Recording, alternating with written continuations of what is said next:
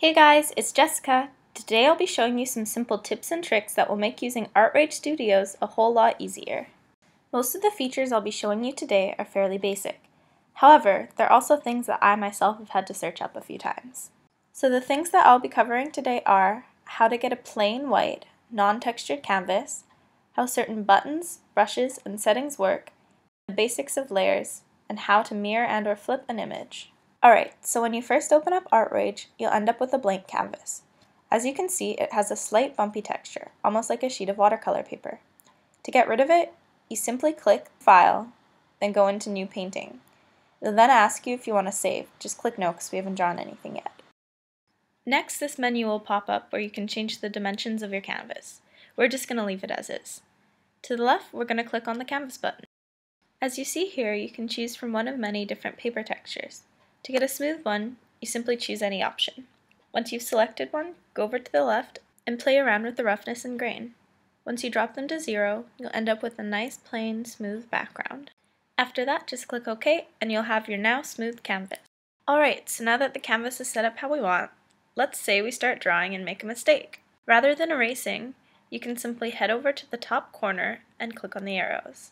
The left arrow takes you back and the right arrow takes you forward. But let's just say you wanted to erase a section rather than the whole thing. On the bottom left corner, you'll find all your brushes and tools, including your eraser. Alright, now time for some basic settings of your brushes. Here I've selected the ink pen, and this is the pen I like to do most of my drawings with. Here you can see I'm just sketching a curve. What we're going to do now is we're going to play around with different settings of the pen. To do that, you simply need to head over to the settings button, which is located on the left side of the screen. Once you click it, a menu with a bunch of different arc shapes will pop up. Here you can play around with 5 different settings. Ultimately, it depends on what kind of look you're going for. You can also change the size of your brush in the bottom left corner by either dragging your mouse across the screen or double-clicking. Alright, now we're going to focus on working with layers. On the right side, you'll see a little button called Layers. Once you click it, a menu will pop up. The layer highlighted in green is the current layer that you're on. To create a new layer, simply click on the New button and a new layer will appear over top of your previous layer. So if you click back onto the original layer, here I'm just going to continue sketching an eye so you can see how I will be using the layers. Once you're done, click on that new layer we created and choose color. Here I'm going to choose a sort of bluey green, but feel free to choose whatever color you like. Whenever I draw eyes, I like to do a bit of a gradient, with the darker color near the top of the eye and the lighter color being at the bottom of the eye. So, as you can see, it kind of looks like I'm making a mess. Colors are going out of the lines, and my drawing is almost completely covered up. But, because we are drawing on a different layer, it doesn't affect what's underneath. If you go back to the layer button, you can see an eye in the top left corner of the layer. If you click it, it will hide that particular layer. But let's say you drew something on a layer that's covering a layer that you want to be able to see. All you need to do is click and drag the layer that you want to move. Now you should be able to see what was previously trapped underneath. Now that you understand the basics of layers, you can make all kinds of cool things. As you can see with my eye, I can now go around and erase all the color that's hanging outside of the lines without messing up the original black outline. To add some more details to the eye, let's make a new layer. This time we'll be keeping it above all the previous layers. Here I'm just basically drawing the pupil, and I'm using a few different tools to help me spread around the color. Now that I'm done drawing the pupil, let's say I don't like how dark it is.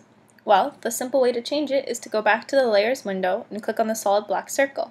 If you drag the mouse around the circle, it will change the opacity of that current layer. Now, the more layers you have, the easier it is to forget which layer is on what. So, to name your layers, simply double-click on the layer you want to name and type in your name. To finish up the eye, we're going to need to get a little closer, especially when it comes to dealing with the little details. In the top left corner, you'll find the zoom button. The minus will make it more zoomed out, thus making it look smaller, and the plus button will make it more zoomed in, making it look larger. Here I'm just going to put it on fast forward so we can kind of see how I'm finishing the eye using the zoom tool going in and out. If you guys want to see how I drew the eye specifically, I have a tutorial that will be linked right here. Alright, now that I'm done drawing the eye, rather than redrawing it, I'm actually just going to copy the eye I drew and flip it over. And to do that, you're going to go into Tools, then Layer Options, and you're going to click Merge All Layers. Now please keep in mind that once you merge all layers, If you erase something, you could be erasing all the previous layers as well, so you gotta be careful. Now you're going to click on the layer that has everything written down, and you're going to copy it using Command-C on Mac. Make a new layer and paste onto it using Control-V. Next, click on that same layer and drag it so you can see both of the copies. Next, right-click on the image and a small menu will pop up. On that menu, you're going to click Flip Horizontal. You can also do flip vertical, but for the sake of this, we're going to do horizontal. Then you simply drag it where you want it, and we're done. If you also really wanted to, you could also resize your image here. Thank you so much for watching, and I hope you enjoyed this video with no music, and feel free to leave me any questions, comments down below. Thanks!